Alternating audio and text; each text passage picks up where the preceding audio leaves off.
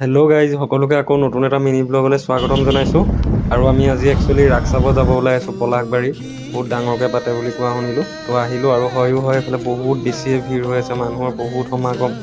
আৰু ডেক'ৰেশ্যনবিলাক ইমান ধুনীয়া কৰিছে। আৰু মোৰ লগত আহিছিলে এইফালে দাদা, বা, ভিনি, এনেকৈ আমি 6টামান আহিছিলোঁ, আৰু লগৰো আহিছিলে এটা।